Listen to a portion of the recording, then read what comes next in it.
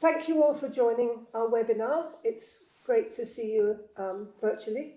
This is our end of project occasion, the webinar to sum everything up. And this project, Moving Marketplaces, has been conducted across 4 countries, UK, Netherlands, Spain and Switzerland. In each country we've done research in an urban area and in a less urban area. This is a project funded by HERA, who I think are here today. Welcome. The Moving Marketplaces project has investigated the role of market traders in everyday production of inclusive public space. We're interested in how market traders and their mobility practices have helped transform marketplaces into places of everyday social interactions. We've got 3 research foci to our project. One is the idea of place.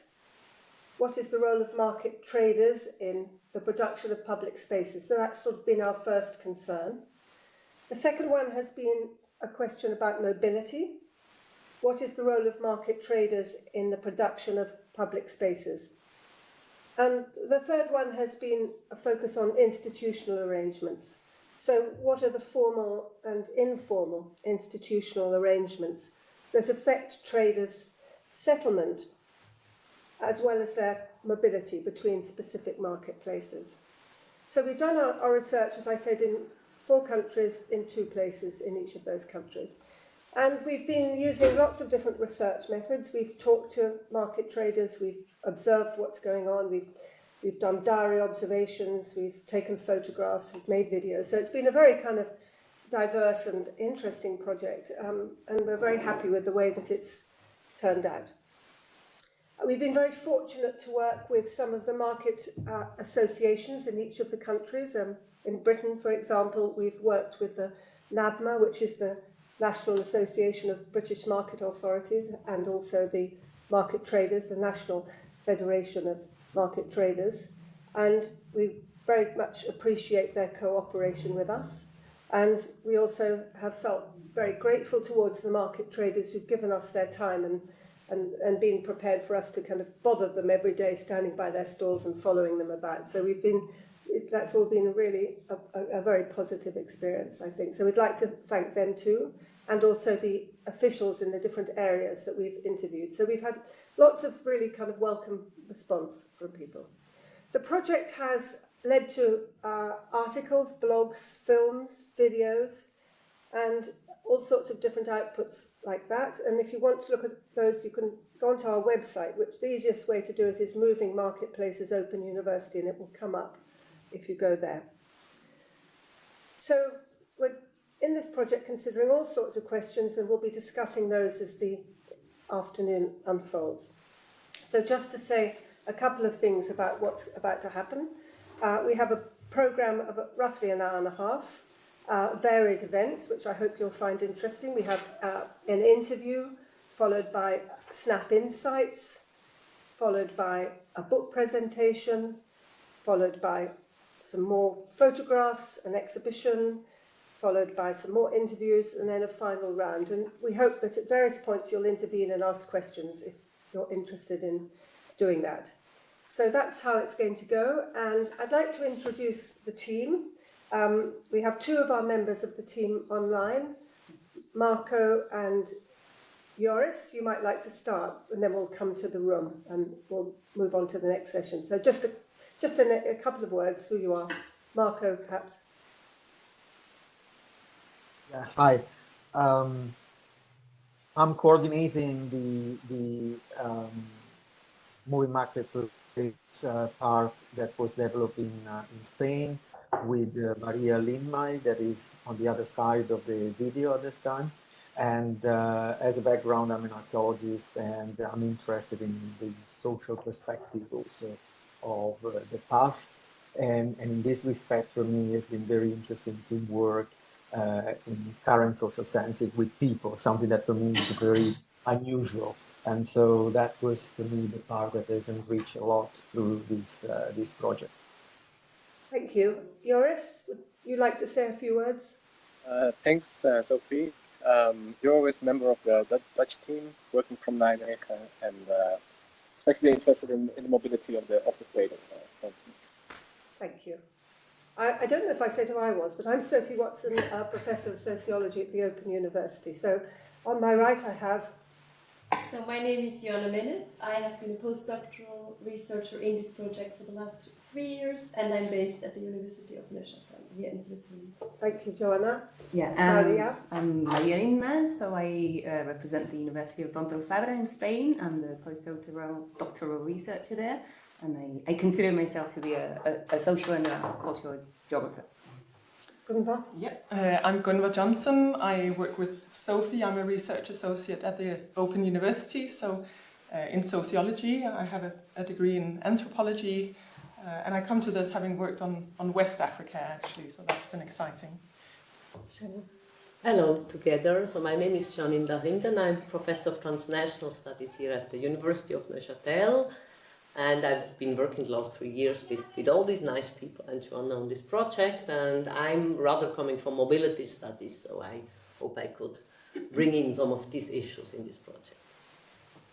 And my name is Rianne from Melik. I'm an urban geographer working at Radboud University, so I formed the Dutch team together with Joris and Emil. And my research interest focuses on the use and experiences of public spaces. And I'm also a member of the Dutch team. My name is Emil van Eck. I'm a PhD candidate in the Department of Geography, Planning and Environment. And I've been doing research, a lot of field work into marketplaces in the Netherlands, and try to combine place with mobility, something which we will talk about a lot today. Thank you, Emil. So without further ado, I'll hand you over to Joanna, who's going to explain how things work. Thanks a lot, Sophie. So it is my task now to lead you through the first part of our program. And just one last remark about technical issues. So I think you have all already switched off your microphone.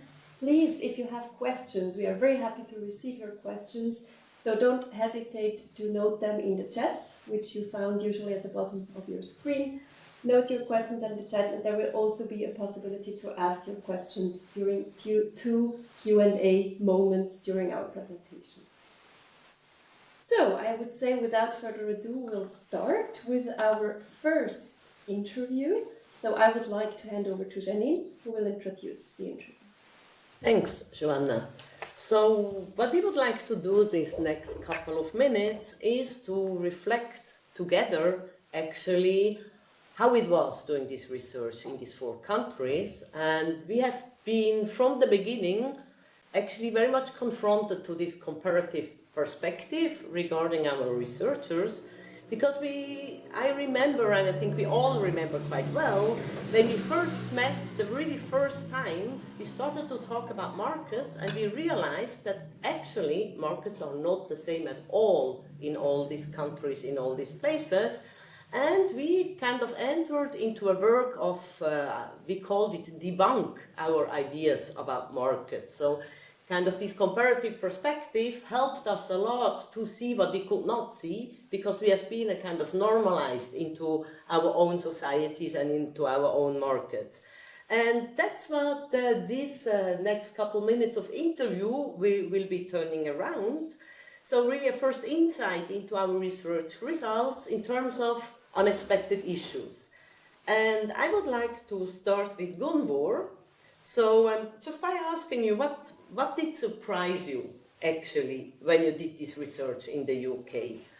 What happened there? Have there been any things which you thought, wow, I didn't expect this? Yeah, thanks, Janine. So I think really what kind of struck me was the behind the scenes of the market, all the kind of work that goes on sort of unseen. As a shopper, you enter the marketplace and it's kind of fully created already. You don't necessarily realize all the labor that's gone on behind the scenes. And here I'm particularly thinking about the complexity of setting up the actual stall and all the work that goes into actually building this marketplace. So what's the case, certainly in the UK, but in a lot of these countries I know, is that markets are actually dismantled at the end of the working day, and then they're completely rebuilt every morning, and it's a huge amount of work to do this.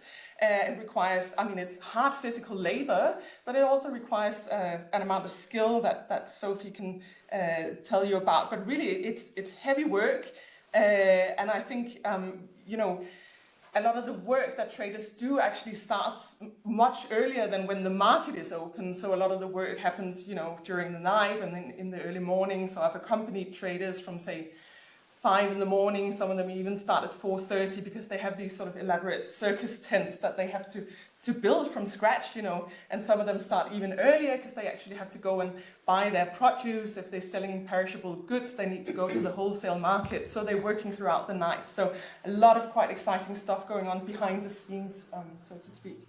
Thank you, Gunvor. And maybe I just go over to Sophie. Did you also, Sophie, yes. Did you also kind of see this behind the scenes issues, or?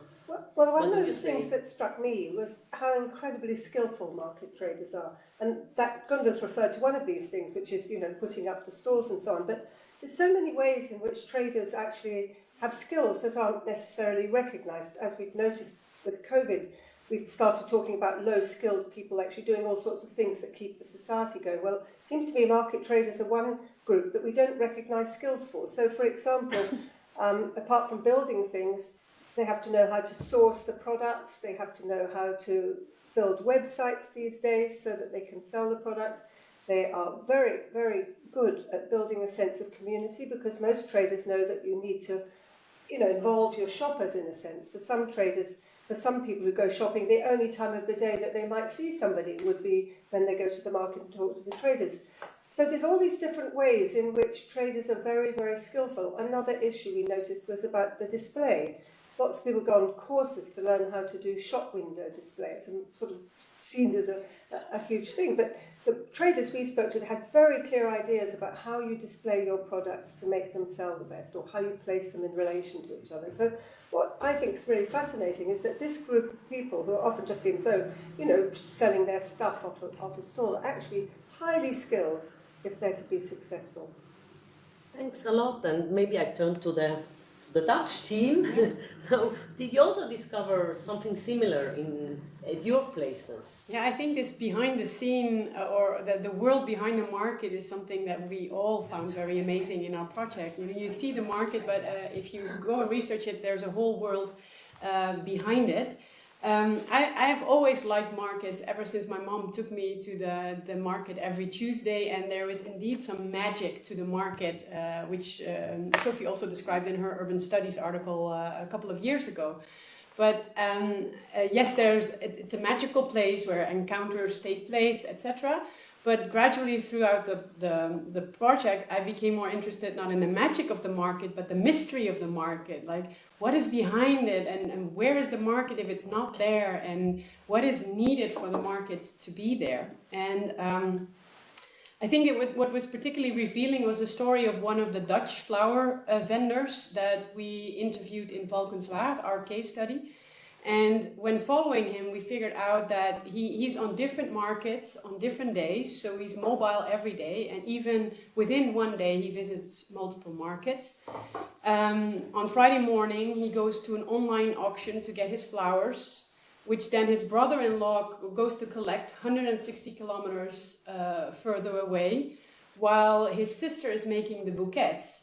And all of a sudden we found out it's not this single trader behind the stall selling flowers, but there's this entire social network of people supporting him, but also the distance that he needs to actually cover to get the flowers, to go to the wholesale market, to go to the place where the flowers are stalled overnight.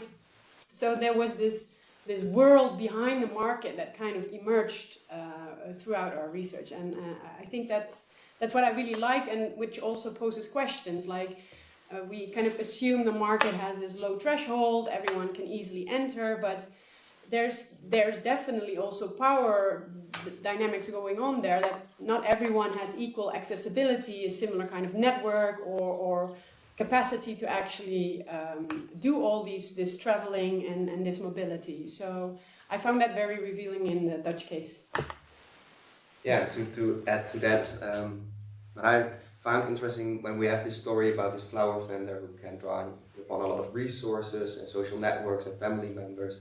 That's one part of the important part of the whole story, but there are also vendors who do not have those resources and who all try to do it on their own. And those differences between traders, those who have big fans and can sell on 5 markets each week and make a lot of money, how big those businesses are, some traders, whereas others just start at a market to make a living.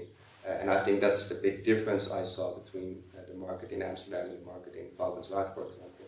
So to understand what a market is and who market traders are, you also have to understand this differentiation between their professions and how much money they can make and what kind of resources they have, and the inequality that actually feeds into those resources, what I found very interesting.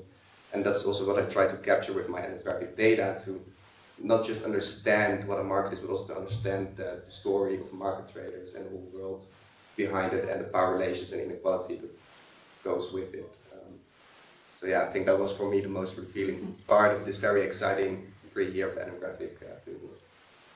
Thank you, Emil. And maybe I turn again over to the Swiss team, because I think there were some points which have been different, also what we have been struck, which go beyond actually the locality of the market. And maybe Joanna, you could give us some insight into these processes which we have been fascinated by.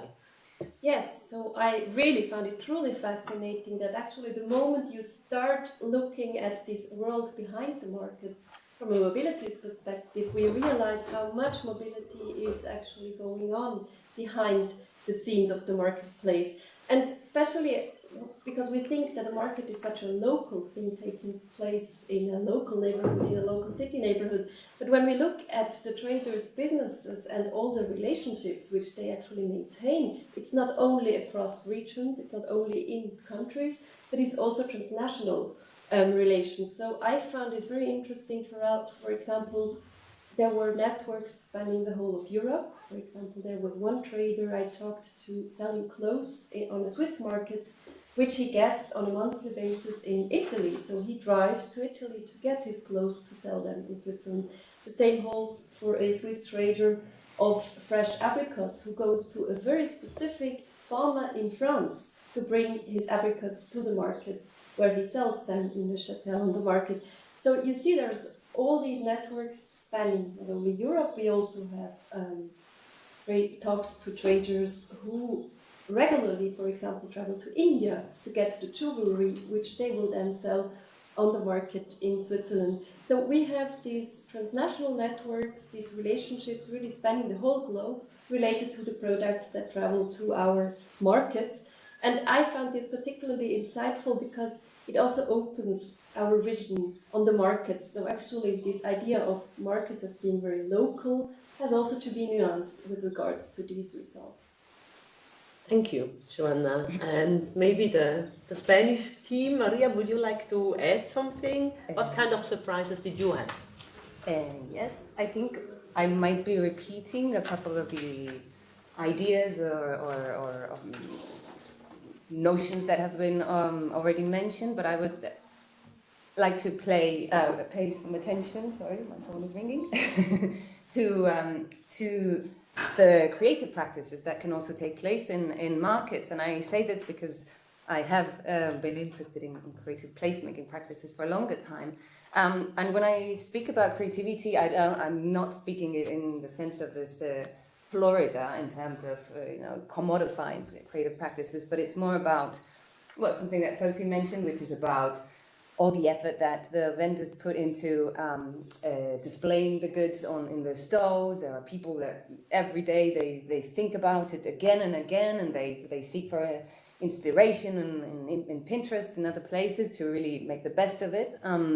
But I'm also thinking of creativity in terms of overcoming difficulty. So I think something we've seen in all the 4 countries is that on a daily basis, traders often encounter challenges of all types. Either your van breaks down or the weather is just terrible. So it's this capacity of finding solutions just out of the blue, and the type of solutions that us people who work in the offices, I guess the type of difficulties that we don't have to struggle so much with, and this was something very fascinating for me, and more in particular, something that I will talk about a bit longer now. It's also the question of creativity when it comes to advertising their goods in order to maintain this livelihood, right? So on the one hand, something that we noticed, in the first months of COVID was how people came up with new solutions to sell the goods when the markets were closed down. They could no longer go on the streets, so they'd have to set up these online sales, or maybe they would put their stall right next to another shop, or really, work very hard and creatively in order to make their livelihood succeed. That would be my input for the moment. Thanks a lot to everyone, and I think this just gave you some first insight into what we have been working on these last couple of years. And I pass over to Joanna again, please. Yeah, thanks very much. So I think you saw we have very rich insights, and of course we also published on all of these topics, but we didn't only publish, we also experimented with some other forms of formats. So we have sound, we have image, we have videos, and now we would like to show you one of those. So Maria, you already told us about some of your work on sound. Just maybe could you show us your work? Yeah, we will now put on a video in just 3 minutes, but I will first give some contextual background. So for this Snap Insight, we decided to do either photos or something a bit less academic. And in my case, I decided to use this to put together a little sound collage out of the sound clips that I had been collecting for the past 2 years. I think we can say that recording the sounds or the soundscapes weren't exactly in the initial plan of this project. But for me, as someone who's quite fascinated by sounds, as a former musician as well, I would say it was the first thing that kind of struck me when I paid my very first visits already to the market. And so I ended up recording sounds with this Zoom recorder that I had with me to do the interviews, but sometimes I ended up doing other things. So it would either be the vendors' shouts, the pitching, or it could also be the wheels of the trolleys, or the plastic bags that were mounting up everywhere. And so basically, by the end of the first year of field work, I had this bunch of sound clips, and I didn't really know what to do with them until Joris, who is not here right now, but I'm still very thankful to him. He suggested that I do an in-depth analysis of what I already had there.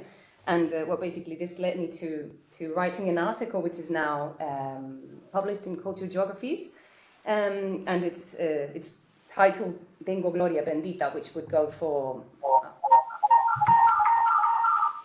Hello? Mauricio, can you maybe turn off your microphone? Could it be the new person? Yes, thank you.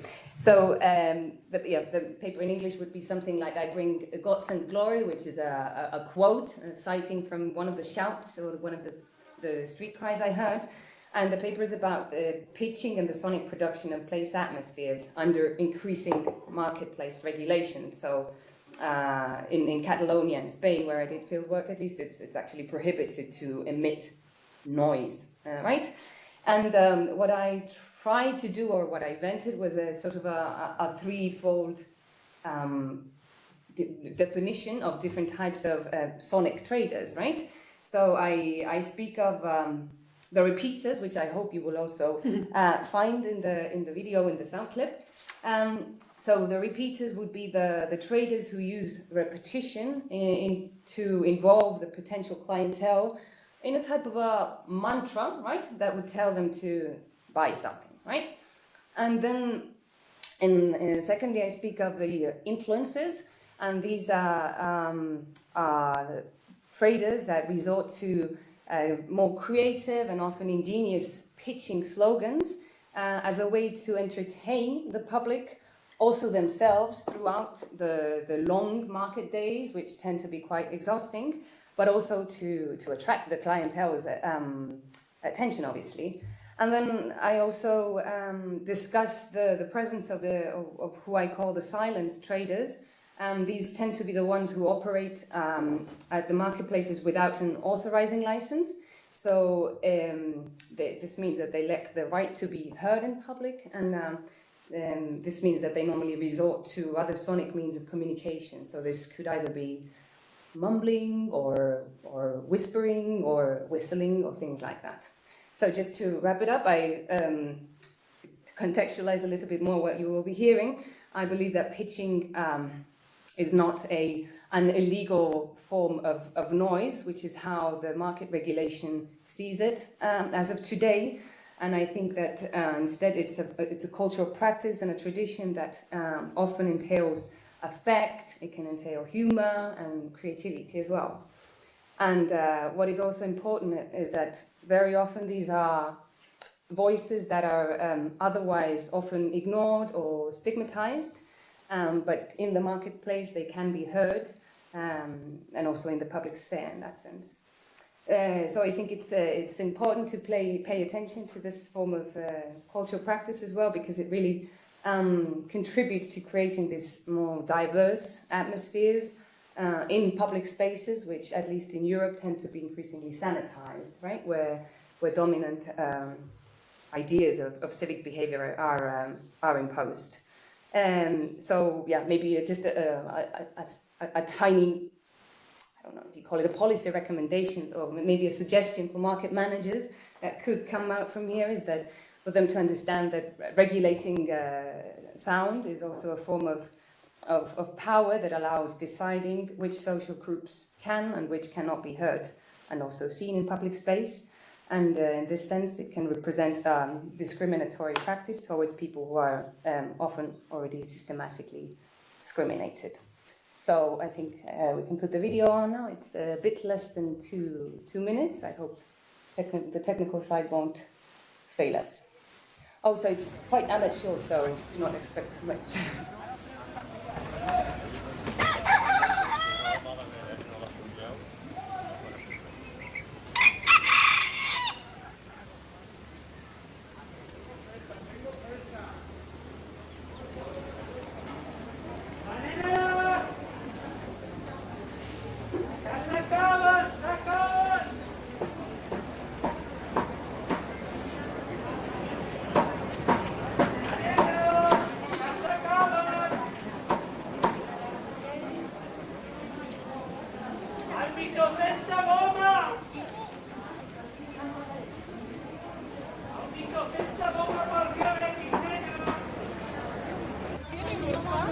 Tengo bragas mata suegra, bragas mata suegra. Bragas con GPS para la abuela, para que no se pierda, niña. Aprovechar. Esto es un escándalo, guapa.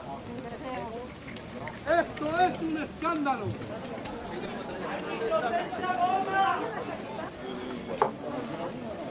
Ahora. Cariño, la chaqueta es a 20 euros.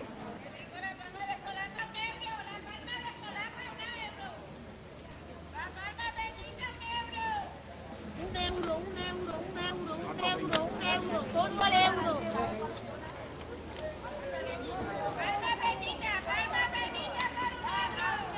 Esto es un escándalo, guapa.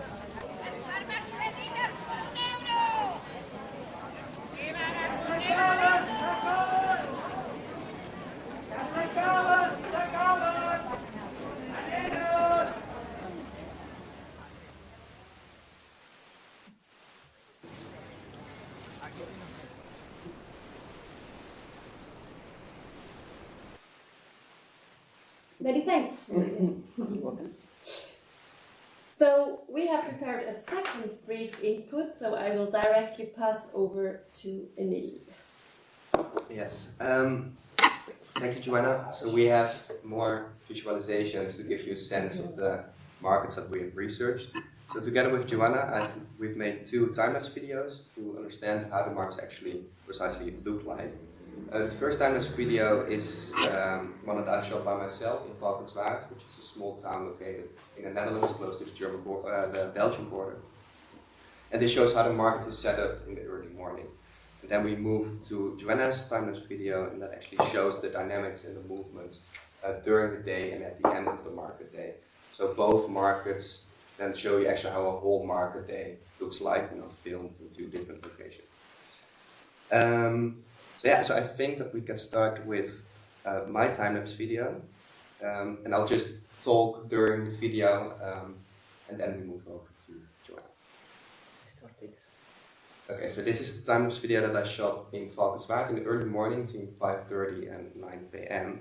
And here we would like to give you a sense of the movements and mobility patterns that constitute markets from the beginning. So while research has challenged more static versions of place and space, I think that these time-lapse videos also show you the relationship between mobility and temporality. And that's something that you can call rhythms in a sense. So rhythms can be understood as spatial repetitions and regularity, and those rhythms both consist of mobilities and temporal immobilities.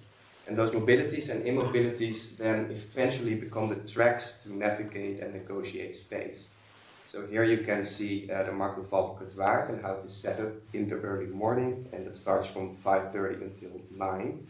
And the practice to set up the market are actually everything but chaotic. You can see that there is a form of spatial temporal order, and that is maintained to different things. And maybe we can just show it again, this video while I'm talking. So we just have it 2 times. Just a replay, yeah. Because I wanted to point out several stuff, how this temporal order, why the market is not chaotic, but why you see a kind of order while the market is set up. And the first thing I think is that traffic systems play an important role. So the market is closed off for public transport, such as buses, etc., to allow the entry of the vans of market vendors. You also have the conventions of the travel practice, so market vendors take the same route from their home to the market every week, and they know how to navigate space to the market. Secondly, and that relates to Sophie Watson's point, is the skills and the know-how of how to set up this market pitch. And finally, we have the practice of market managers, and I'm not sure if you can see it, but a market manager is going around and he allocates traders to their specific spots where they will sell their products during the day. So market vendors are not only placemakers, but they're also rhythm makers, and I think that that is something that the time-lapse video showed very nicely. And those rhythms are dependent upon regulations to access the market, regulations that pertain to the allocation of market spots, as well as the social network and resources that markets can draw upon, so the point that Rianne and I just made. So understanding public space through mobilities and rhythms opens up a whole new world, and I think that time-lapse videos capture that quite well. So this was the beginning of the market day. We will now go to Joanna, and she will show you a time-lapse video in Neuchâtel during and at the end of the market day. Yeah, so first of all, when we actually started, not only at the marketplace, but also at the mobilities behind the markets, we soon realized that every market had its very own rhythms. So these rhythms, of course, depended also on the season, as we were mainly working on outdoor marketplaces. They also depended on the weather, but they also depended on the regulations of the city. So where the markets took place, all of this integrated into the rhythms which we could observe at the markets. So getting a sense of these rhythms was also very helpful to better understand the work of the traders, with some of whom we also worked together. So maybe you could start the video now. What I wanted to visualize with this time lapse was precisely how the rhythms change. So I started here filming at about 11 a.m. during the peak of events until the deconstruction of the market stall. So throughout our project, we had this idea of looking at marketplaces from behind the scenes. So here you also see how we look at the market stall from behind. Because this was also how we got a sense of the trader's perspective, of the trader's doings, as well as their very precise choreographies. So you see people walking by on both sides, and you can also observe the relative immobility of the traders in their stalls at this moment. However, when looking at the movements of the traders in the stalls from a distance, we also see what one trader really called a choreography. And indeed, this choreography starts with driving into the marketplace at specific hours, offloading the car, filling up stalls, as well as nicely arranging the goods, as we have already heard from my colleagues. One trader I interviewed, he said, every move is right in this choreography. So arranging these things, his things could last up to 3 hours, because as he told me, customers really get attracted to the moving going on inside the stall. So the same holds for dismantling the market. At the end of the market day, as you could see, or as we could see actually, there was this constant movement in the stall, and the stalls turned back into vehicles and then just left the scene, just as they arrived in the morning. And of course now, if we follow the trader, as I have already mentioned before, we could see that traders now drive to the trader's storage room or to their cooling chambers, etc. So some traders also continue their busy day, procuring goods for the next market day, organizing their vehicles, etc. In this sense, I think it's really our theoretical and our methodological perspective which allowed us to see that the market never just simply ends, but there is all this underlying infrastructure, the mobilities and the practices that continue to be performed even beyond the temporal and the spatial limits of the marketplace. And here I will also like the opportunity to thank Alessandro for the technical help, as doing time lapses is not the first thing academics would do.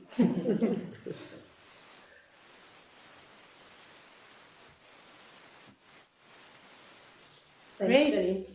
Yeah, so I'll pass over to Rianne for the next. Yeah. Dear audience, I can imagine that after our first group interview and some snap insights, sound clips, time lapses, you might already have some first questions. So we have 2 rounds of Q&A, one now, one at the end of our session, to give you the opportunity to not just wait until you can actually pose a question, but already share your thoughts with us now.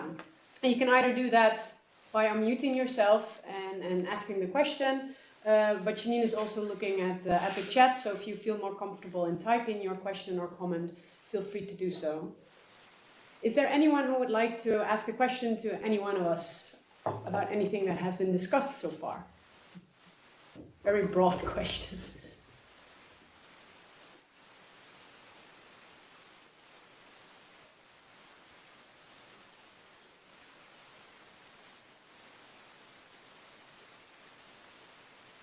Not in the chat?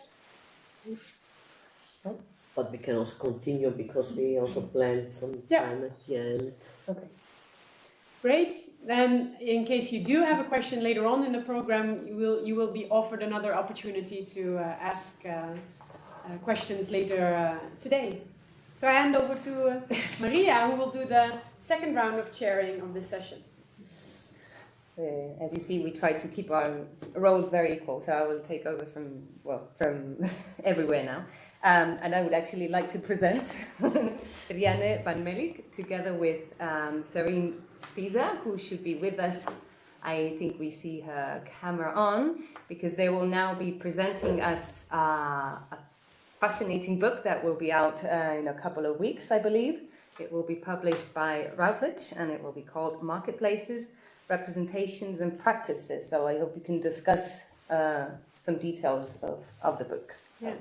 Serene, you're there, huh? Yes. Can you hear me?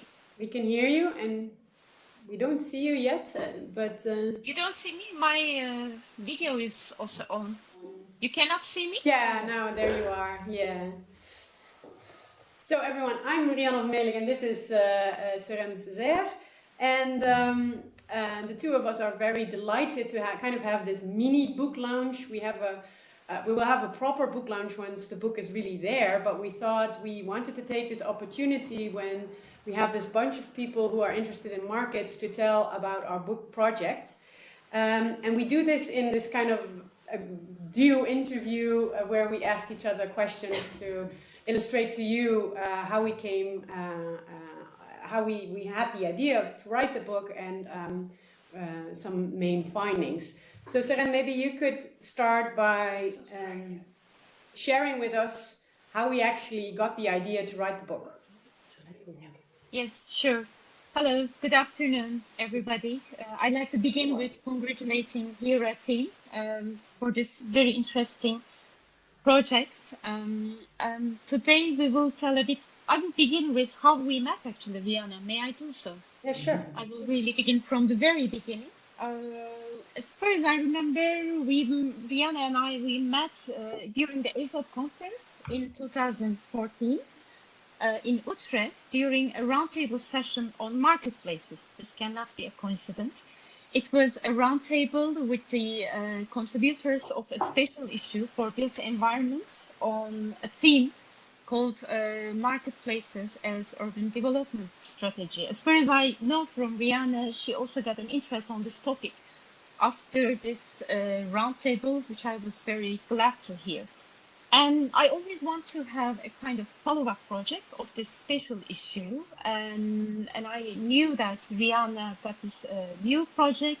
They won this HERA funding for a project on marketplaces. So I contacted her and asked whether she would be available or interested in developing a new book proposal on this topic. And this is how we started, right, Rianne?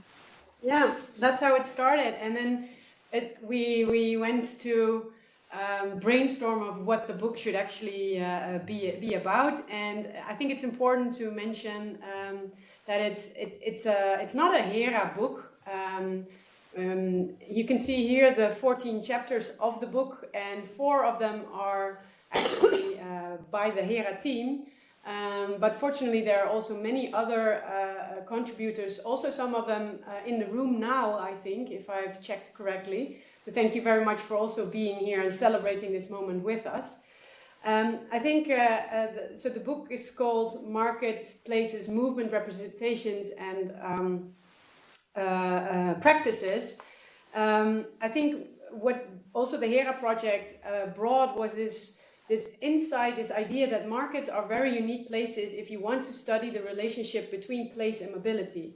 On the one hand, they are places of encounter where things happen, as we've seen in the time-lapse videos, but they are also very mobile spaces, you know, being constructed, deconstructed each single day. So we wanted to do something with this and decided to draw on the work of human geographer Tim Creswell. And he regards mobility as the combination of movement, representations, and practices. So we've kind of borrowed his framework as a way to ask our contributors to connect to either one of those themes. So if we talk about movement, it's obviously about the mobility of people, of goods, of ideas. And I don't think it's very difficult to imagine how markets can be mobile. Some move every day, and this also requires, as has been said before, navigational skills, adaptation by the traders. Representations is about different meanings or values attributed to the markets. And I think we all know that there are different ideas about markets in the sense that some are seen as kind of relics of the past, about to become distinct.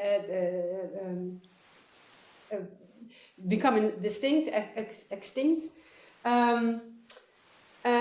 But there are also dominant place frames that say, no, markets are being revived, they are very important for the revival of high streets, etc. So there are different representations of markets. And then finally, it's about practices, and I think that's also what the videos and the soundscapes have shown, you know, the different behaviors of traders, but also of market managers that embody and that experience the market. So we asked the contributors to link to one of those 3 themes, and we got a great bunch of people actually submitting. Maybe you can say a little bit about that, Seren, how we then proceeded. Yeah, sure. After this brief introduction to the theme, a bit on the development of the book, with the help of my daughter. Sorry. The meeting. Thank you, Wait. Excuse it. And my headphone fell out. Okay. So thank you. So we made a broad call for chapters. It was around September 2019, and through various sources, networks, social media, and so. And after a careful selection, we welcome a wide range of chapters discussing different types of markets, their spatial contexts, and with various methodologies.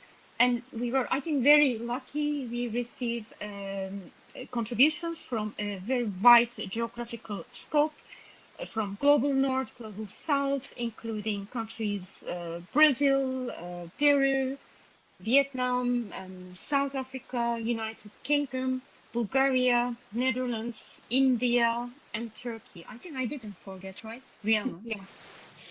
So in addition, our book also contains contributions from many different disciplines. This is something that we are really glad and something that we're proud of. So it contributes or includes work of the geographers, urban designers and planners, sociologists and architects, and who are in their various phases of their career. Do you hear me well? Because I hear some. Yes, You hear me clearly? Okay, good. Then that's me only. So in such way, we also feel that our book generates a kind of multidisciplinary dialogue on markets with the mobility perspective as a kind of binding framework. Although this is a book on marketplaces, the contributors touch upon many themes relevant to other urban spaces, such as urban themes, including urban transformation, ethnic diversity, social justice, and placemaking, translocality, institutional regulation, and also neoliberal urbanism, just to name a few. So very importantly, we want to highlight that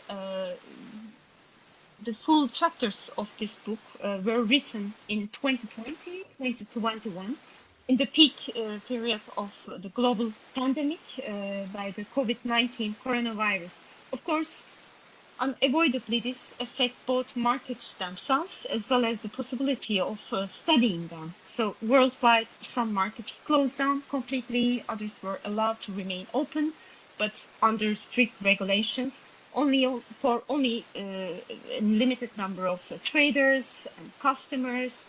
And also pandemic impact our contributors' research activities. Some of the original fieldwork plans had to be adjusted, and authors had to transition to homework and adjust online teaching, research methods. So it was quite a challenging period for all the contributors, I assume, and also for us as editors. But we appreciate how everyone contributing to this work has shown resilience and patience throughout the writing and also editing process. So we like to thank them all once again. So notwithstanding these difficult circumstances, we do not feel this is primarily a book about markets in the times of COVID-19, just to clarify it. So most field work was finished when we selected contributions at the beginning of 2020, and also many of the challenges discussed in our book, such as cultures of contestation and competition, have already existed before the pandemic. So maybe I'm just checking my time, not to exceed our time slot. Would that be a good idea to talk about some of the main outcomes and learning points of the book? Rianne, what do you think? Yeah, that would be good to kind of wrap up, to give some kind of hints of the main outcomes of the book, but this is so difficult to do because we have a set of 14 very interesting articles, each with their different contexts and their different learning points. So just to mention two, I think what again came up also in our team, but also throughout the book, is that markets are definitely not singular entities. We did not predefine markets when we invited contributors, so we've got contributions on covered markets in Brazil, outdoor markets, street vending, And I think that even happened in our HERA project, because in the end we all focused on outdoor markets, and still there's such a variety in the markets that we have studied. And there's also this huge variety in how they are being regarded, because some contributions, Christine I think is also here, who wrote this chapter on markets being seen as a disgrace in Beirut, Lebanon, or in Sofia, Bulgaria, versus how they are still seen as very essential for food provision, even outperforming supermarkets in Lima in Peru. So I think it's important to really be aware of this, that markets and their challenges are very different in time and in space. So that is, I think, one finding that we can discuss. And the other one is, and of course we were looking for this relationship between mobilities and public space.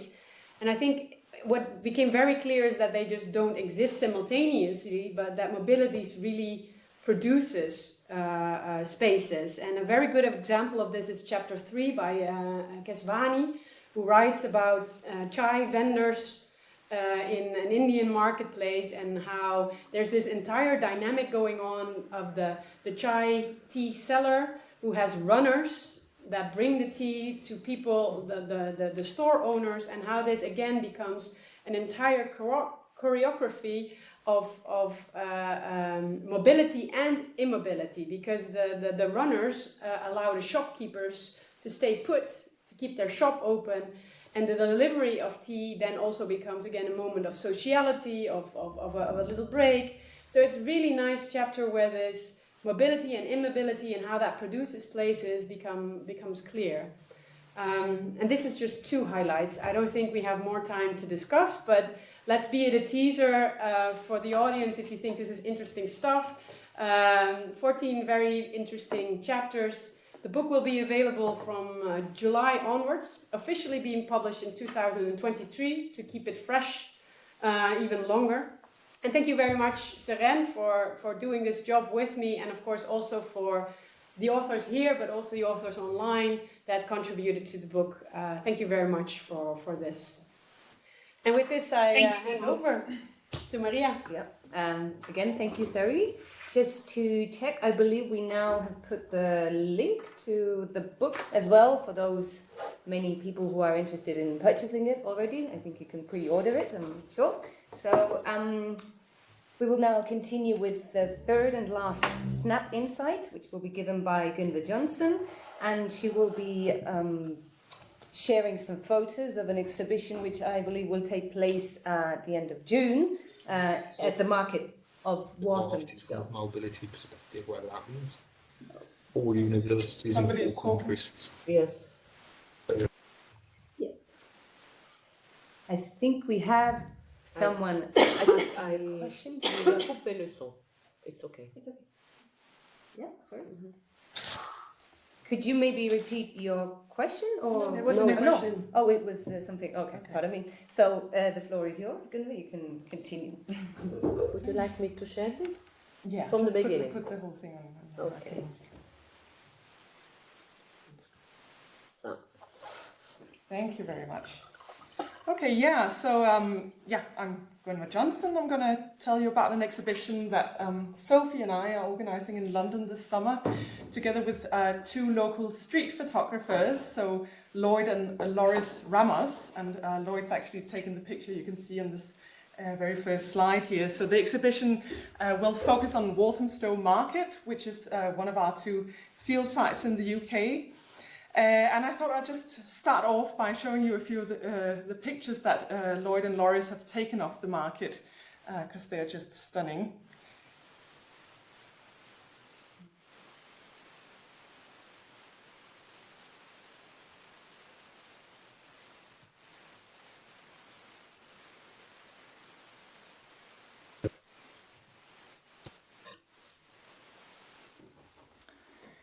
So I thought I'd just start by giving you a little bit of background about how I actually came across these 2 young, brilliant photographers. And it actually started by me I was doing fieldwork in East London, and I was on a stroll with the market inspector, and he said he wanted to show me something. We were sort of just walking down this, it's a very, very long straight market. It's actually considered the longest street market in Europe.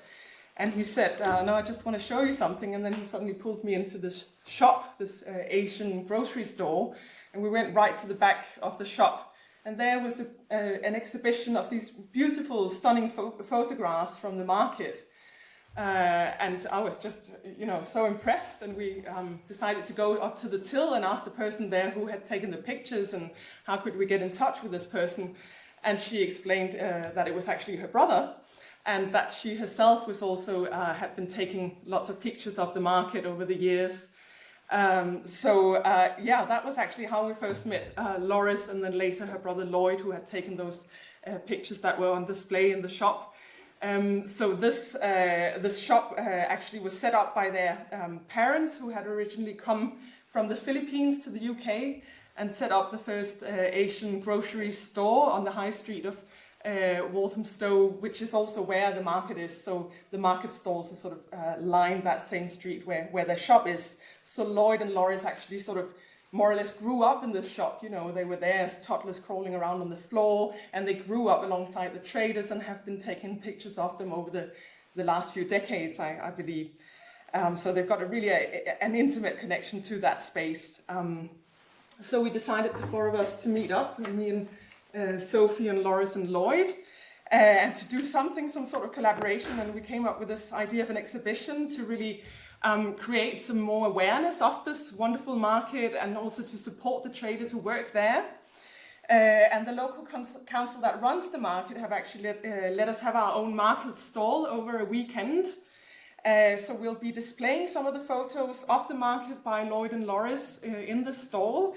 And we'll also actually be selling items that we're currently producing. So we are making a book about the traders and the market. We're also making postcards, some posters, hopefully some t-shirts will all be for sale in the stall, and all the proceeds will go to local charities. So turning ourselves into traders. So I thought I'd just share with you some of the postcards that Loris so far has created, which will be for sale. So there you go. That's two of the traders. She's very creatively added their names and where you can find their stall and the days of the week that they are there. Carol and Harry, and Kevin and Chaudhry.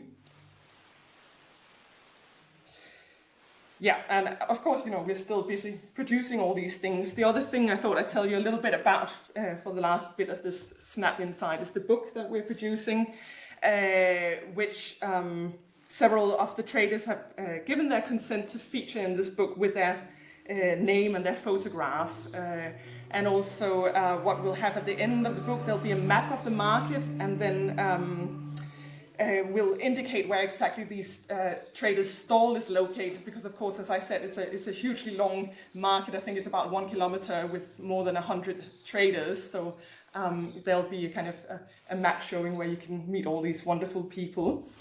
And yes, the book will also include short interviews with these traders. It's really kind of a publicly accessible book. It's not a heavy academic piece. It's just for the general public, something to enjoy with pictures and nice quotes and so on. So one of the traders who is featured in this book is Andres, who you can see on this slide here. And Andres sells leather belts that he makes himself on the spot. And he says, I quote him, "This stall is like a restaurant. You make the things on the spot, and when you've sold them, you make some more. Sell, make, like pizzas." So that's Andres. So there's several kind of portraits like that throughout the book, and funny little quotes. But what I thought I'd do now, just for the last bit, if I have a little bit of time left, I would just read an excerpt from the book. And this is a biographical snapshot of Farouk, who's one of the more successful traders at the market. And he mainly sells textiles and bedding. So let me read you Farouk's story. This is from an interview we conducted with him. My ancestors were from India, but they had moved there from Burma. My great-great-grandfather was then very rich. He made a very big business empire in Burma, what they call Myanmar now. But in the 60s, everything they had, they lost when the communist military government took over. My dad, God rest his soul, used to tell us that they had to run away because the military just came, rounded up the officers and the warehouses they had, put a gun to their heads, and forced them to sign a piece of paper to hand over the business. You had no choice. It had belonged to you, and now it belonged to the military and the government. And then they said you could leave the country with what clothes you had on, and that's it. The British government gave them British passports, and they came over to this country. This was the 1960s. My dad came over like a week before my mum. My mum was heavily pregnant when she flew here, and the very next day from when she landed, my oldest sister was born. So that's how badly they had to run away from that country. The only jobs that were available for immigrants at that time were laboring jobs. So my dad started working, and eventually he got a job in Fords, and he was a supervisor there for many years. Then he applied for a market stall, and he sold stuff in the market at the weekend. And he always told us, no matter what, educate yourselves and get a degree. So I went and studied, got my degree, and then came back, and then he said, now you can do what you want. You've got your degree. Now it's up to you what you want to do. So I said, look, I want to work. I love the wheeling and dealing. I don't want to sit in front of a computer screen and be writing out programs for 10 hours. I wasn't really comfortable. I like going out and about and traveling and meeting people and stuff. I mean, the wheeling and dealing, it's in our blood from our parents and grandparents. I started working on the stalls, and then I set up my own stall and later doubled the stall. Then I got married, had kids, a few more stalls, and I went wholesaler and bought a warehouse and started importing my own goods and working on the markets at the same time. I had about 6 markets running, and I had people working for me. I ended up having about 20 people working for me. I had about half a dozen different shops and stalls in different areas. It took me about 10 years to build up the business, and it's continued from there. So a great success story, as you can see. So that was just a little bit about the exhibition, and you're all most welcome. I hope you'll turn up in East London. It's on the 25th to 26th of June, Walthamstow Town Square, so really central next to the tube. You're very welcome, and if you want to see more pictures by Lloyd and Loris, you can check out their websites, which are on the slide there. So that's it. Yeah. Well, thank you very much, Gunvor, for sharing these beautiful biographical little stories. I'm sure we can discuss them a little bit more in detail right after we finish our the last block we have planned for this webinar. So now Sophie will take the role of the interviewer, and I think we will try to speak a little bit about the future of the markets. Yeah.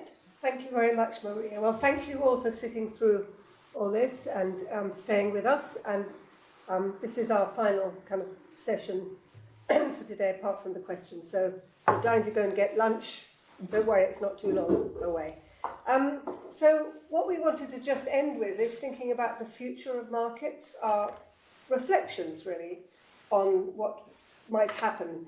We saw a massive decline of markets in most countries in the period from sort of 70s really until around the 2000s, pretty much universally, although it's different in different places. And then we've seen in the last 20 years or so a great interest in markets, a revitalisation of markets, some new markets. And so we're thinking, what's going to happen in the future? What do we think is going to happen to markets? Because there are all sorts of kind of pressures from outside, not least the internet. A lot of people have got very used to internet shopping, especially with COVID. So that's kind of a question. Will this open up markets or will it close them down? There's a whole question about the loss of tradition. A lot of the people who work in markets are quite old on the whole, older, and maybe don't pass on the stall to their child in the way that they used to. Is this going to be a problem that we might want to think about?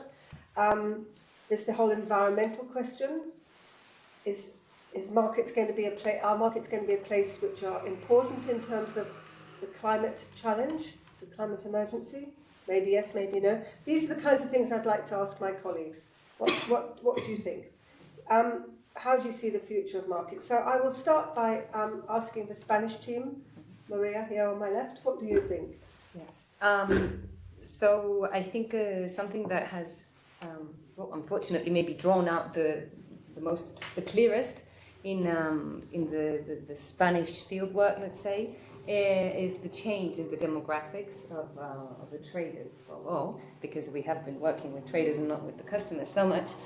So as you already mentioned, many traders are getting old, and what I have been told by numerous traders, really in very many different markets across Catalonia, street markets, are stories of the market tradition, right? So what do I understand by the market tradition? I speak of families who've maybe been selling at the market for 2, 3, 4 generations, people who've had their great-grandparents coming from the south of Spain, moving to Catalonia, great-grandparents who used to take their goods around with on a horse and then wooden carriages and things like that. So and then these other generations have followed on up until now. So what I hear talking to these traders at the markets is that this really seems to be a breaking point now, that their children will no longer continue. And this is maybe somewhat surprising because, as Sophie was saying, there have been earlier market declines. There was obviously the financial crisis of 2008, which hit Spain very hard in particular. But still, it seems like traders overcame those difficulties.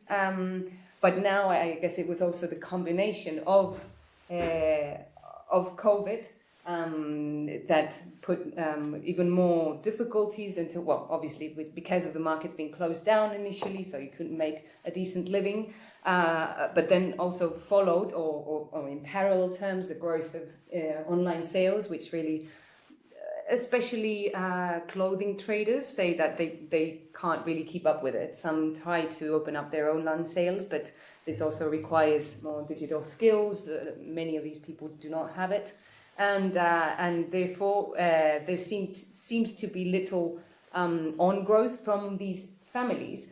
But this does not mean at all that markets will disappear. At least what I hear is that there's still a lot of applications, new applicants, and new social groups getting into the market. So there are, we can say, more and more migrant traders also entering the market. And what is maybe concerning for me at this point, at least, is that this often creates conflicts of conviviality. So what you hear from what we call the old timers, right, those who've been at the market maybe for 30 years, is that these people accept worse working conditions, or that they bring unfair competition, things like that, because maybe they have lower living standards. So in terms of conviviality, this is definitely quite worrisome.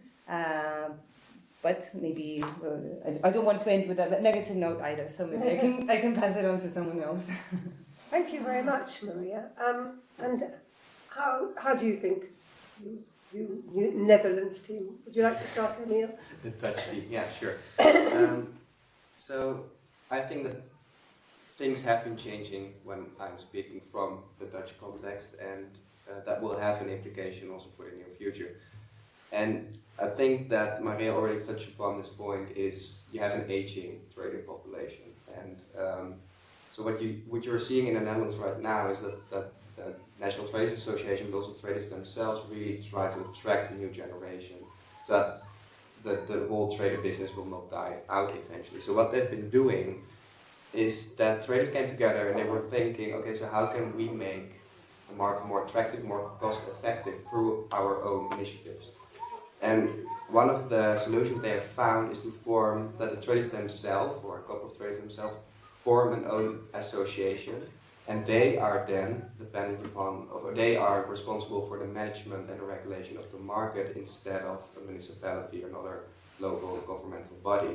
So they are the ones actually who are taking the power in a way, and they can devise new rules, new regulations, new initiatives to make this market attractive, to have more visitors, but also to have new traders coming to specific markets. So that's a term we've called autonomization, and Rianne and I are working on a paper to show how this movement came into being in the Netherlands and what the nice sides are and what negative implications can be for the future.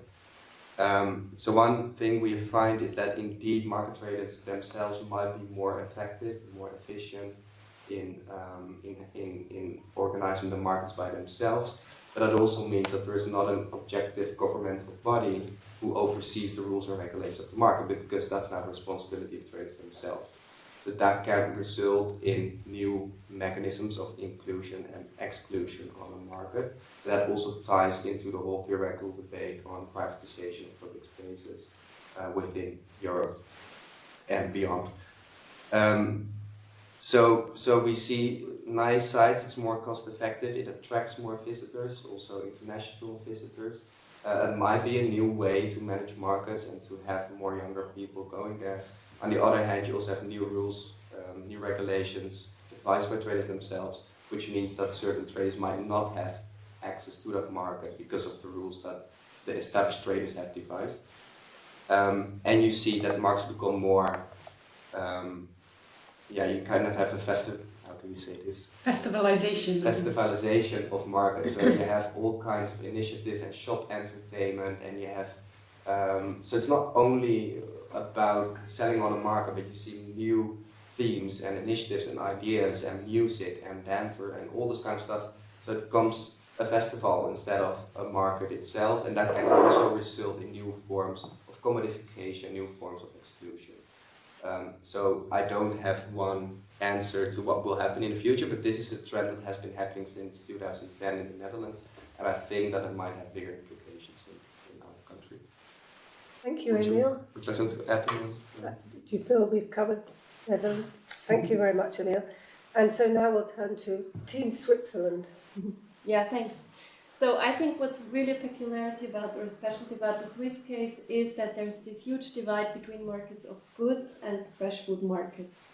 So during my fieldwork, I really observed lots of challenges for the markets of goods, which of course I'm not sure about, make me not very sure about the future. So I think these challenges will continue, such as what you already mentioned, supermarkets, internet commerce, etc.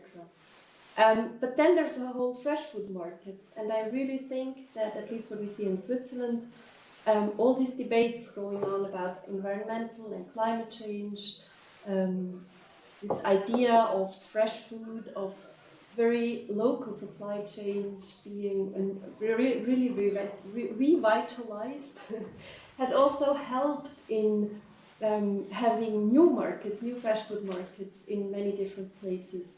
So I think this could be really interesting for traders that are actually capable of adapting themselves to this new environment. And we also saw during COVID that traders are extremely imaginative and creative in adapting to new circumstances. So I would say there's hope. But I would also say the question will really be, for whom are these fresh food markets? Are they mainly addressing rather well-off customers, or are they also participating in maybe providing access to healthy and affordable food for everyone? Thank you, Joanna. And the final word to you, Gunvor.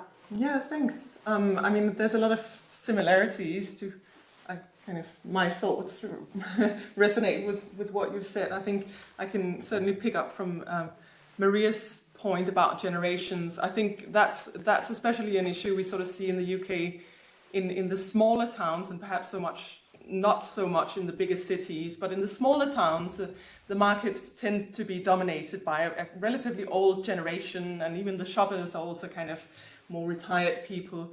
And there's often a concern there on the part of market managers about, what's going to happen when these people retire? Is the market just going to die out? What's going to happen? And I think one of the really encouraging things we've actually seen is, I've seen, spontaneously sort of younger people just picking up trade and being very creative and inventive in what they're doing. For example, I think a lot of the younger traders I've met, they are very savvy around using the online space, and not just as a sort of subsidiary thing, but really as completely complementary to the physical stall that they have.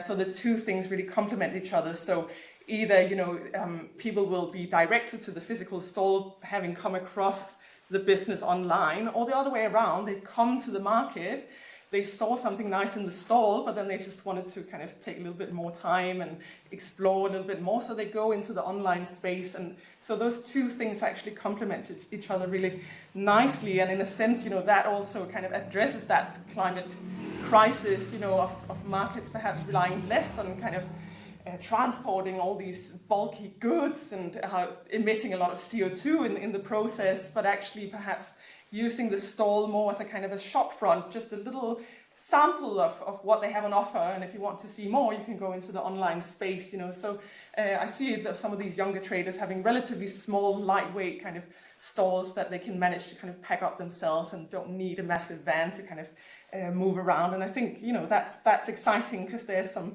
new dynamics going on there that are kind of addressing the challenges of the present moment with the online space and the climate crisis. And I think in the UK, just to finish, one really brilliant thing that's happening is the National Market Trader Federation, which is a national representative organisation representing market traders across the UK. They are aware of this issue, and they're very proactively trying to do something about it. So they've created the Young Traders Markets, and they've got an annual award for young traders, and we've met some of these young traders who've got brilliant businesses and doing really exciting stuff. One of them ended up on this Dragon's Den show, which I'm sure you've got equivalents of in your own countries, where he actually sort of pitched his business to these wealthy investors, So a lot of exciting stuff happening at the same time. So I think it's nice to end on an optimistic note. Yes, thank you, Gunvor. So now we're just moving on to our final round of Q&A. Yes, we've mentioned before we have 2 rounds of Q&A, and it was relatively quiet during the first Q&A, but meanwhile, I think over 3 or 4 questions came in through the chat. Let's first deal with those questions, and if there are any other questions, you can then pose verbally through us. Janine, can I hand over to you? Yes, of course. Well, you have then, on those participating online, you have of course a question under your eyes, but I need to read them because people here in the room do not see these questions actually. So what I propose is maybe I just read the 4 of them, and then we have a short round of answers, and then we can open up, and really, please do not hesitate to unmute yourself also. So there's Patricia, who is asking, have you observed any main constraints to traders' mobilities caused by markets management? A second question is coming from Stephen Davies, who is asking, I'm wondering about the regulatory context of the markets in different countries. In New York, markets need to permit with different city agencies depending on whether the market is in a park, on a street, etc. It is very complicated. Are markets easier to permit in Europe? It's quite straightforward. And then there is Maurizio, who is asking, Sophie Watson mentioned that the third objective of the project was to look at how institutional arrangements affect the marketplace, formal and informal. Any useful lessons derived from your research project, taking also into consideration the complexities of the last couple of years? And then a last question is which has been asked by David. You mentioned in the range of skills traders have and need to operate and be successful in marketplaces. you also highlighted how traders can be highly creative when overcoming difficulties. I have an own research in Haiti, and I discovered how traders and customers helped each other to get by on an everyday basis. This is also something that can be found in literature about urban markets in low-income countries. I would be curious to hear if and how solidarity and reciprocity takes place in European markets you study. I think these are 4 great questions. Can I hand over to you, Rianne, to kind of manage this? Yes. Yes. Well, is any one of you thinking this question I can take? Yes, Joanna? I can start with the mobilities question, the traders' mobilities and the constraints, and you could jump in. Because there's just 2 points that came to my mind. So I think traders' mobilities are constrained in very different ways. So it's not necessarily the management of the markets, but it's on very different level. So one level is, of course, that at least with the markets that I worked, there was this idea of traders really being there on a regular basis. So traders have to have an annual, how do you call the abonnement? An annual seasonal card? License. Permit. Well, annual license where they would really show up every Saturday on this market. So of course this is a huge constraint to other mobilities taking place during other times of the year, either for shopping or for family visits, for example. And then there's also, with regards really to mobilities on the markets, what we all saw in our countries is that those are highly regulated in terms of which spot a person gets on a marketplace.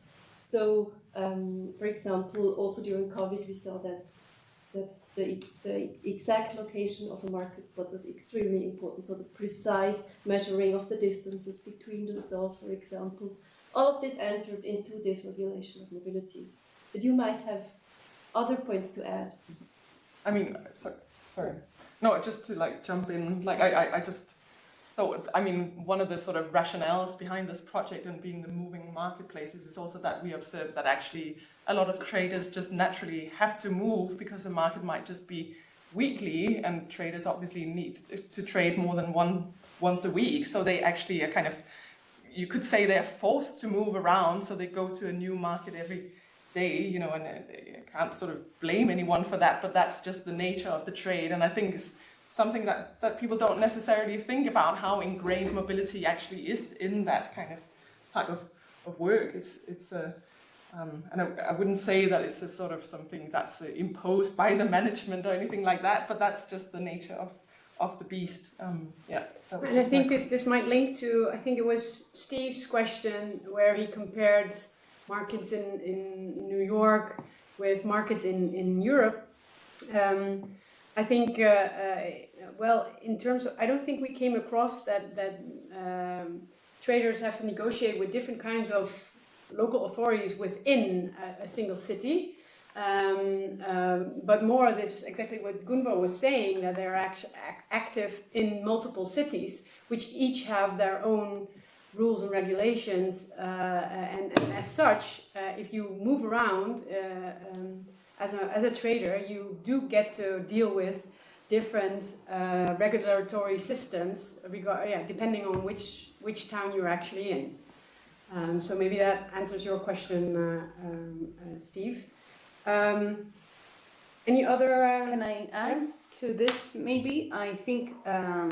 Well, for us, it's definitely difficult to speak whether it's easier to perform markets in Europe, because I think none of us has performed this research in the US, but we do see some differences between the different countries as well in terms of how they are being organized, right? Beyond the question of whether it is a public or semi-private, let's say, which would be the case of the autonomized markets of the Netherlands. So I think one thing that I hear, at least from the Spanish case, is that, you know, it's increasingly digitalized now, which again, for people who do have digital competence, right, who do have their digital certificate and signature and everything, it makes life easier. Actually, I was conducting this survey, and many give many traders give very high points to the management bureaucratic side and say that it's very easy. However, obviously people who are maybe not very competent in the internet or even have difficulties writing, it's still a challenge for them. And then I see, I think Joanna said that in Switzerland, for example, now there are forms of paying on site through a QR code. I think again this might facilitate on the longer run doing the market for the traders every day. However, it might also be kind of exclusionary for some of the maybe more older traders. Yeah. Okay, so that I think we've touched upon also in the latter part of our presentation after, I don't know his name, asked the question. I think we now touched upon different institutional aspects that influenced our research. Maybe we can go to the question about reciprocity and solidarity. Who wants to? Sophie? I would say it's very varied. I worked in one market, which was before this project, where there was incredible hostility from the established sort of old white working class traders to the new incomers. But on the other hand, we've seen lots of reciprocity in the markets that we've worked in, helping each other put up their stalls, giving advice, and very welcoming actually. So I think it kind of depends on the local sort of socio-cultural frame within which a market is situated and what the history of that is and so on. So I don't think there's one answer. I would say it happens both positively and negatively. Maybe I just would like to add one thing. I mean, during COVID, we really could observe a huge reciprocity and solidarity. So I think this was a kind of a situation where this really crystallized a kind of, which of course I think was a particular situation, but I think it also can tell us something beyond COVID actually. But I think we have been all, I mean, I remember these discussions we had together, we have all been quite surprised by this huge solidarity which we have been able to observing. And this was really how to deal now that the customers, you don't know where they are, how can we reach them, how can we bring together our products and maybe open up new shops. So I think this was really a particular situation, but I think it says also beyond this maybe, in terms of their identity, etc. Can I add just a detail? Maybe also, at least in bigger markets, I think it's a little bit too much to ask sometimes also that there be solidarity or lots of collaboration between all the vendors, right? So in Vic, there are more than 200 traders, so right, it's huge. So what I want to say is that obviously there are lots of different social in-groups, and I think it's more common to see collaboration, solidarity between these groups, be it the fruit and vegetables vendors, and then maybe the shoe traders and so on. So they have their smaller groups, and there it's definitely very common. Not to speak of the physical neighbors, right, that often but always help each other to put up the store and so on. Okay, sorry, time-wise, sorry, Gunvor. I hope this answered the 4 questions that were posted in the chat, but maybe there are still, there's room for maybe 1 or 2 questions which can be posed just verbally. So is there any one of you, after listening to us, that has another question for us? Please unmute yourself and ask the question.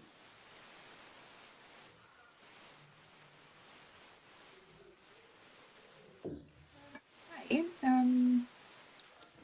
Could I ask a question? Yeah, sure. Go ahead, Patricia. Nice to see you. Nice to see you too. Well, it's just a matter of maybe curiosity following on what you're talking about, the mobilities and solidarity and so on. I wonder if this mobile market and mobile traders, what was the impact of it, and perhaps the dimension of markets you observed as well, in the capacity of traders to associate and work together to kind of guarantee that their agendas are, I don't know, fulfilled, that they can, as you mentioned in the case of COVID. But I do wonder, because in my research, I've worked with enclosed markets where people work there every day. And even so, and even in smaller markets, it was hard for some traders to associate and work together. So I do wonder if you have seen the impact of mobilities in that sense. Yeah, thank you. Very good question, obviously, because the traders move, but the markets don't necessarily move as one entity. So there's a different composition each market, which indeed makes it difficult to get things arranged. Any one of you, Emil? I think I have an idea about this. Because I had an interview with a trader in Valkenswaard. He's been trading there for almost 10 years. And then I asked him, what do you think about this space yourself? And I also kind of tried to catch this idea of mobility and that you always have different constellations. And he quite bluntly said, it's actually, I always see the same faces because I'm here every Thursday and I always see the same faces. Like I'm in the supermarket, I know my colleagues, and we know each other. And when all the traders there are actually concentrated in the south of the Netherlands, so when one is trading on Thursday in Valkenswaard and the other day they will, for example in Eindhoven, which is a bigger city, then they go there on Friday and then they'll see their colleagues from the Thursday market. So they all know each other, although they are mobile. And I think this goes back to the rhythms. There's a regularity in their mobilities every week, and because of that regularity, you get a kind of solidarity that they know each other, that they can fall back onto each other, that people help each other out. So I think that mobility does not necessarily constrain solidarity, but that it is an independent relationship. I think we need to stop. Right. Thank you for your question, Patricia. I hope Emil's answer was satisfying. Love to hear more about your research if the thesis comes out. Any other final question from the audience?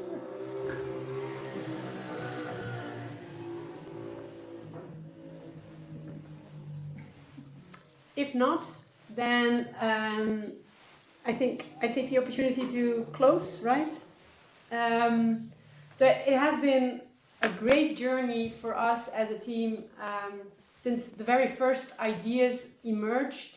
Thank you, for Seren for the roundtable, which kind of triggered my interest in markets, and from there the ideas emerged to set up this team, and I think the ideas first came in the fall of 2017, and then the research started in 2019, and we went through this phase of COVID, which has been mentioned before, which obviously impacted markets, but also us as researchers. But it made us, I think, an even stronger team. So I would like to thank you, audience, for being here today and sharing this milestone for us.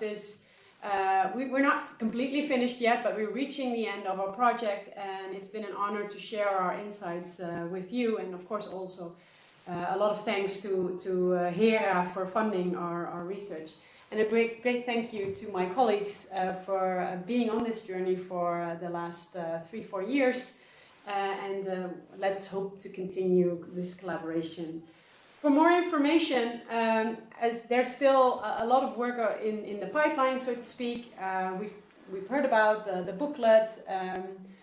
Please check our website, which I think was mentioned in the chat before, and there you can find any information that will come in the next time. There's this song which says, "We will meet again. I don't know where, I don't know when." But I hope that this applies to us. We're a group of people who enjoy markets, and I'm quite sure that in one constellation or another, we will meet again and continue our discussion about these fascinating places. I think Hype also mentioned it in the chat. We saw it. These are places that are worthwhile of our research investigation. So this is a call to keep on observing them. So thank you for your time. I hope you're not exhausted or completely worn out because lunch is waiting for you. But this is the time to go for it. We will do the same thing and have a jump into the lake here in Neuchâtel. It's 30 degrees. It's 30 degrees. So if you think, why are these people sweating or looking so red? That's why. Have a nice weekend, and once again, thank you very, very much for being here, and see you soon. Thank you. Thank you. Thank you all. Thank you.